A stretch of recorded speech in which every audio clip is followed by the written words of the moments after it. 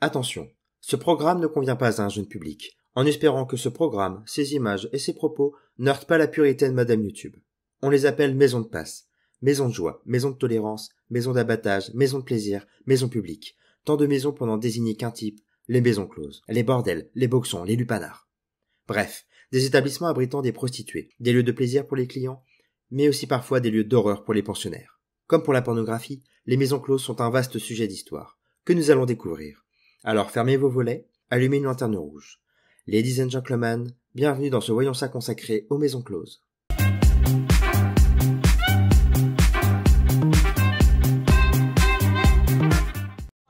Si on ouvrait les maisons closes, si on ouvrait les salons roses, sur un canapé, dans un son peu déshabillé. L'origine des maisons closes remonte à la Grèce antique. Le législateur d'Athènes, Solon, aux alentours de 590 avant Jésus-Christ, les instaure. Elles se nomment alors dictérions. Ce sont des lieux très surveillés. Ils sont gérés par des fonctionnaires, qu'on appelle les pornobocéions, eux-mêmes sous la surveillance d'autres fonctionnaires, les pornotropos. Ces lieux de plaisir sont tout d'abord conçus pour les marins, avant de séduire un plus large public. Quelque temps plus tard, Rome devient le haut lieu de la prostitution. La sexualité est bien moins tabou qu'en Grèce. Une monnaie destinée uniquement à la prostitution est mise en service.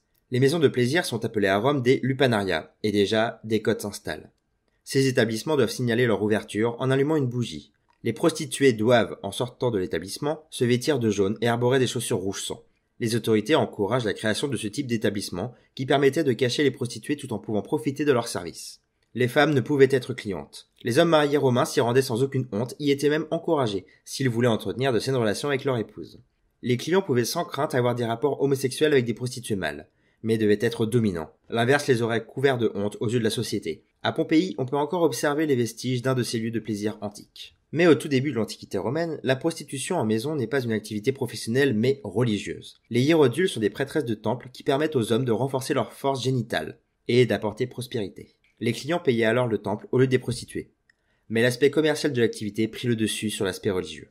Au Moyen-Âge, puis à l'époque classique en France, les maisons de tolérance sont considérées comme un moindre mal. Les lieux permettent encore une fois de cacher la prostitution des yeux du tout venant. Certains bains publics proposent des prestations sexuelles. L'Église elle-même ne s'oppose pas directement à ces lieux, mais Saint-Louis instaura plusieurs règles. Les volets clos, ce qui donnera le terme maison close, et le signalement des heures d'ouverture par une lanterne rouge, une pratique qui restera une tradition. En France, c'est sous la Troisième République que les bordels connaissent leur âge d'or. En 1924, la préfecture de police de Paris dénombre seulement 29 maisons de tolérance dans la capitale, mais 200 établissements clandestins ont ouvert dans le même temps. En 1936, le Guide Rose, qui est un véritable guide Michelin de la prostitution, est bien entendu totalement illégal, mais circulait très facilement, dénombre 700 adresses en France. Mais les colonies ne sont pas en reste. Le Sphinx d'Alger est la plus grande maison de tolérance d'Afrique du Nord. Et comme tout commerce qui rapporte, l'État prévoit alors 50% des bénéfices des établissements enregistrés. Dès le 19e siècle, la législation des maisons closes est posée. Les établissements doivent détenir un certificat de tolérance, fourni par les préfectures. Ces établissements doivent forcément être dirigés par une femme, les fameuses mères maquerelles, et arborer une apparence extérieure explicite, généralement un numéro ou un éclairage rappelant la lanterne rouge de Saint-Louis et des fenêtres de verre dépolies. Certains établissements connaissent de grands succès et ont pour clients de grands noms. Les maisons s'adaptent aux évolutions en imposant un règlement de plus en plus hygiéniste et des prestations de plus en plus élaborées.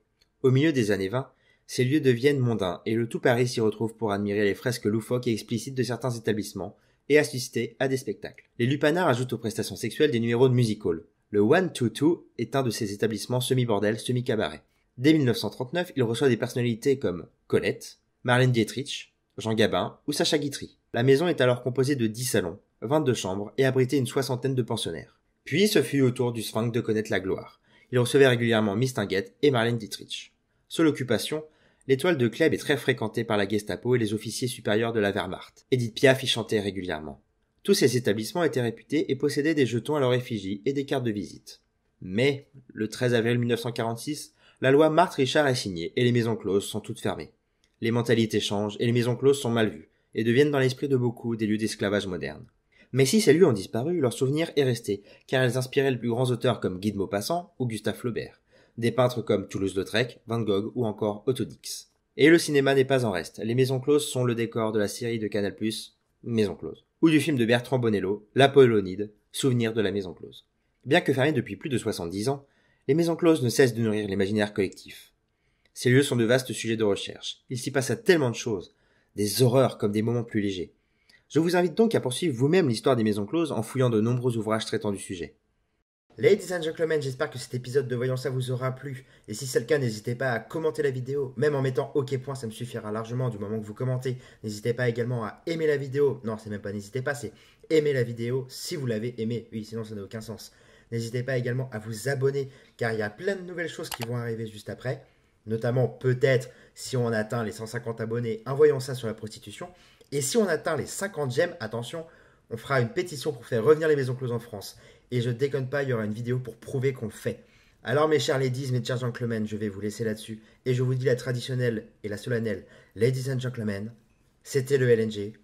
Au revoir. Ah, et pour ceux qui veulent, à la fin, j'ai mis la chanson complète du générique.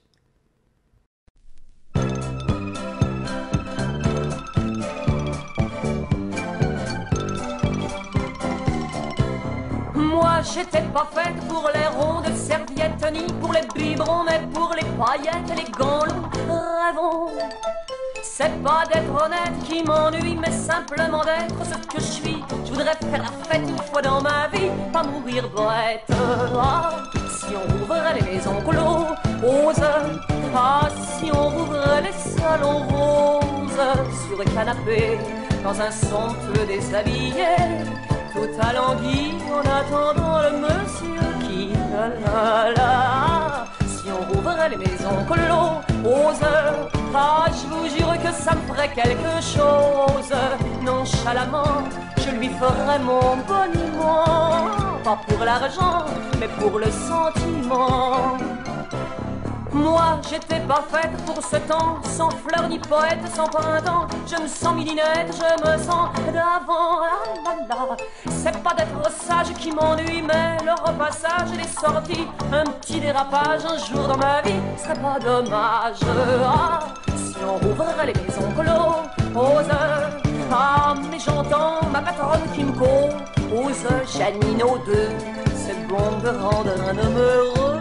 Tout allant-dit s'abandonner au monsieur qui, oh, ah, si on rouvrait les maisons closes, ah, je vous jure que ça me ferait quelque chose.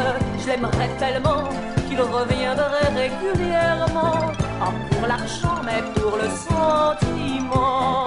Ah, si on rouvrait les maisons closes, ah, si on rouvrait les salons roses, sur canapé, dans un son peu déshabillé, je vivrais ma vie, mais ça dépend des messieurs qui, la la la, s'ils nous ouvraient les maisons closes, ah, je vous jure qu'on leur ferait quelque chose, nonchalamment, en guise de remerciement, pas pour l'argent, mais